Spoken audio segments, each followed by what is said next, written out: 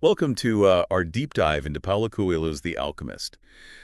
You've actually sent us the full text of the book, which tells me you're ready to go beyond the typical book club chit-chat and really dig into its deeper layers. To help us navigate this philosophical landscape, we have an expert with a knack for unpacking literature, philosophy, and those journeys we all take in life. It's a pleasure to be here. The Alchemist has resonated with so many people across the world, and it's always exciting to revisit its themes and see what new insights we can discover. Yeah, I was blown away when I first read it, especially the prologue about Narcissus. It's not the version I remember from Greek mythology. Here, the lake is weeping, not for Narcissus, but because his reflection showed the lake its own beauty. I mean, wow, what a powerful twist on a classic tale. It really sets the tone for the entire book, wouldn't you say? It flips the focus from vanity to self-awareness, suggesting that recognizing our own potential, even if it's through our flaws, can be a double-edged sword. We might become fixated on our reflection like Narcissus, but we also open ourselves up to a deeper understanding of who we truly are. That's a great point. It's like Coelho is prompting us to ask, what does our reflection reveal? Not just about ourselves, but about the world around us. Precisely. And this leads us directly to the core of the book, the idea of a personal legend. Coelho suggests that each of us has a unique path, a purpose almost like a predestined calling. But it's not always easy to follow that path, is it? Right. We see this play out with the baker, who dreams of traveling to Africa.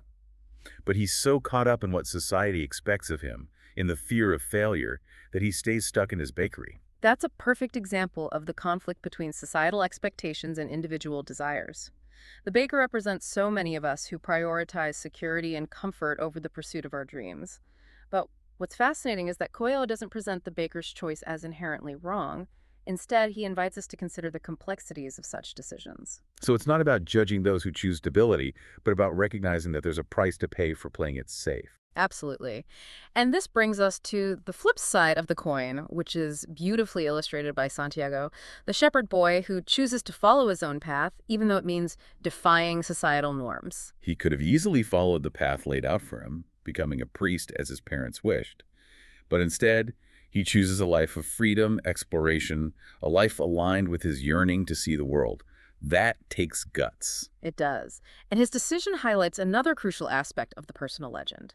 The courage to break free from expectations, even if it means embracing uncertainty and venturing into the unknown. Santiago embodies the spirit of adventure, the willingness to risk it all for the sake of discovering his true purpose. Okay, so we've got these two contrasting characters representing two very different approaches to life. But how does this concept of the personal legend apply to us, to the listener? I mean, are we all meant to drop everything and become shepherds or world travelers? That's a great question, and I think the answer lies in understanding the symbolic nature of these characters. It's not about the literal professions they choose, but about the underlying principles they represent. The baker embodies the fear that holds us back, the societal pressures that can stifle our dreams. Santiago, on the other hand, embodies the courage to follow our intuition, to break free from limitations and pursue a path that resonates with our souls. I'm starting to see where you're going with this. It's about recognizing our own internal Baker and Santiago, right? Right. Acknowledging those fears and desires within us, and then making conscious choices about which path we want to follow. Exactly, and this is where the book takes a fascinating turn. Coelho introduces the concept of omens, these signs and synchronicities that guide us on our journey. You know, when I first read about omens, I was a bit skeptical. It seemed a little too mystical for me. But as I delved deeper into the story, I started to see how these omens weren't just random events. They were reflections of Santiago's inner state, external manifestations of his hopes, fears, and desires. That's a brilliant insight. It's not about believing in some supernatural force dictating our lives. It's about recognizing that our inner world shapes our outer experiences. Those recurring dreams Santiago has, the encounter with the old king, even the theft in Tangier, they're all omens pointing him in the right direction, pushing him closer to his personal legend. And these omens, they're not always pleasant or easy to interpret, are they? Yeah. I mean, getting robbed is hardly a sign that things are going well. You're right, but it's through those challenges, those unexpected twists and turns that Santiago grows and evolves. And that's a key takeaway for us. Life isn't always going to hand us a clear roadmap. There will be detours, roadblocks, even moments where we feel completely lost. But those experiences are often the ones that teach us the most valuable lessons. So it's not about avoiding challenges or trying to control every aspect of our lives. It's about embracing the unknown, being open to those unexpected detours and trusting that even the most difficult experiences can lead us closer to our destination. That's a beautiful way to put it. And this leads us to another crucial aspect of the personal legend: the importance of embracing the journey itself, not just fixating on the destination. The alchemist himself says, it's the possibility of having a dream come true that makes life interesting. That quote really struck me. It's like he's saying that the anticipation, the pursuit, the very act of striving for something meaningful is what gives life its flavor. Exactly. And this is where Santiago's journey becomes a metaphor for our own lives. We can get so caught up in achieving our goals and reaching that endpoint that we forget to appreciate the beauty and the lessons learned along the way. The crystal shop, the desert, the people he meets, they all contribute to his growth, to the realization of his personal legend. It makes me wonder, what are the crystal shops and deserts in our own lives? What experiences are shaping us even if they don't seem directly related to our ultimate goals? That's a powerful question to reflect on, and I think it's something we'll continue to explore as we delve deeper into Santiago's journey. But for now, let's pause here and give our listeners a moment to absorb these initial insights. Okay, so we've established that the personal legend isn't just about reaching a destination, it's about the growth and self-discovery that happens along the way. But how do we navigate that journey, especially when things get tough, when we face setbacks or start to doubt ourselves? That's where the book introduces another fascinating layer: the idea of surrendering to a greater force, a concept that Coelho refers to as the soul of the world. Right, I remember that part. It's like this interconnected energy that flows through everything, uniting all of creation. But I'll be honest, I struggled a bit with that concept. It felt a bit abstract, a bit too out there for me. I can understand that. It's a concept that's been explored by philosophers and mystics for centuries.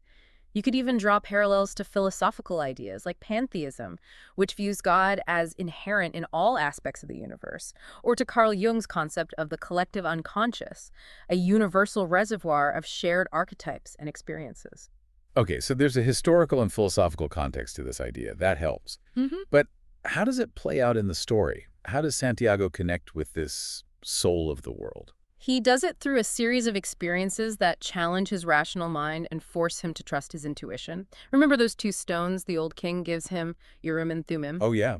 They're supposed to help him make decisions right. Yeah, But he hardly uses them for most of the book. exactly. He relies on omens, on the language of the world, as the alchemist calls it.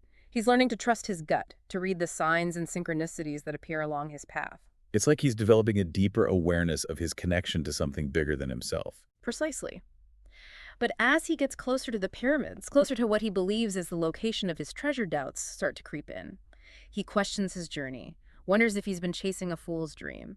It's like all the momentum he had at the beginning, that beginner's luck has faded, and now he's facing a real test of faith. And that's when he finally pulls out those stones, Urim and Thummim, almost like a last resort. Exactly.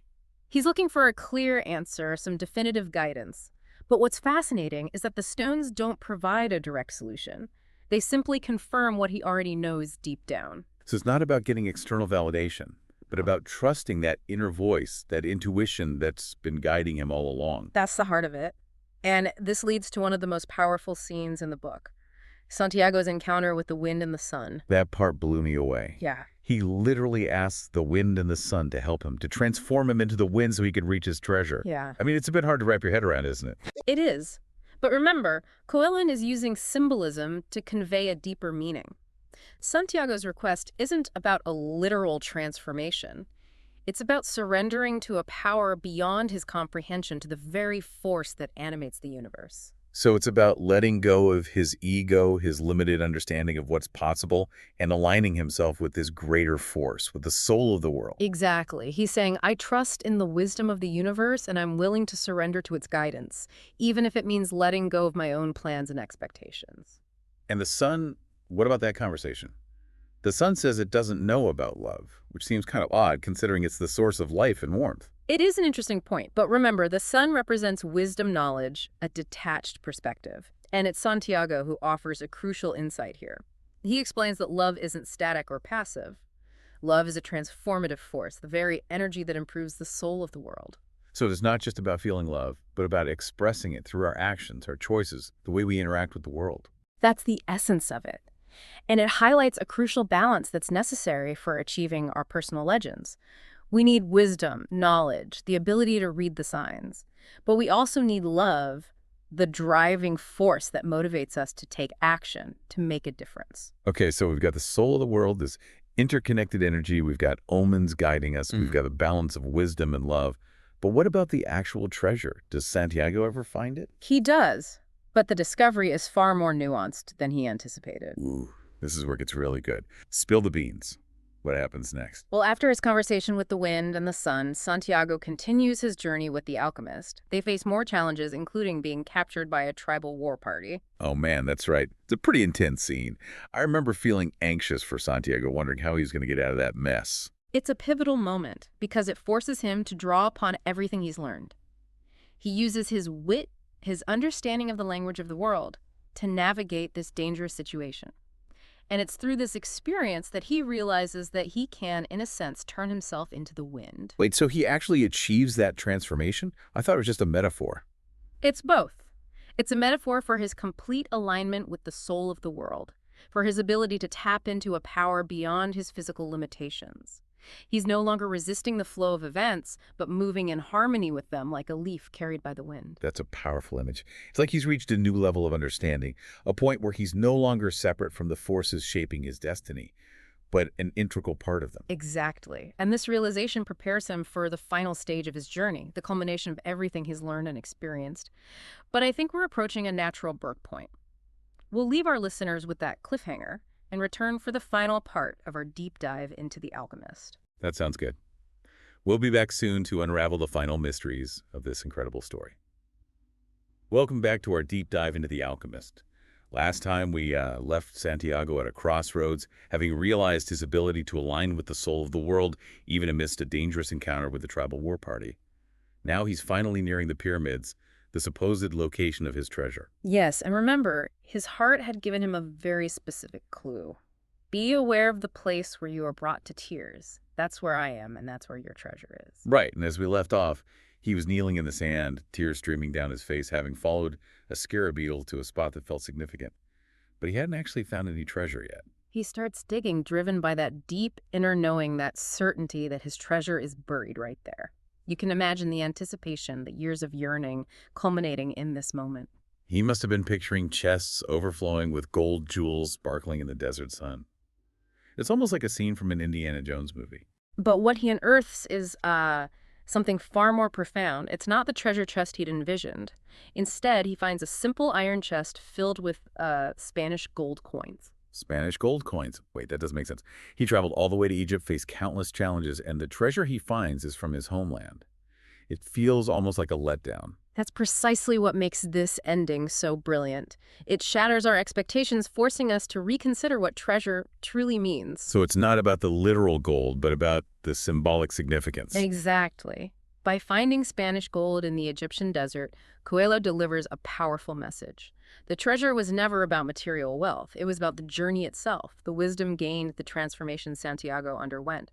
The Spanish gold represents his roots, his starting point, a reminder that the true treasure was within him all along. Wow, that's a beautiful way to look at it. It's like saying that true wealth is measured not by what we possess, but by who we become through our experiences. Precisely. And it reinforces that theme of interconnectedness we discussed earlier. Santiago's journey took him across continents, but ultimately his greatest discovery was made within himself, a treasure that he carried with him from the very beginning. So it's not about seeking external riches, but about recognizing the value of our own inner journey, the wisdom and self-awareness we cultivate along the way. And it also speaks to the idea that sometimes our greatest treasures are closer to home than we think. We often embark on these grand adventures seeking fulfillment in far-off lands when the real treasures like love, purpose, connection might be right in front of us. But there's another layer to this ending, isn't there? Remember Santiago's promise to the old gypsy woman who interpreted his dream. He owed her 1/10 of his treasure. Does he go back to find her? He considers it, but as he reflects on his journey, he realizes that he doesn't need to give her a physical portion of his treasure. The real treasure, the knowledge and wisdom he's gained, is something he can't quantify or divide.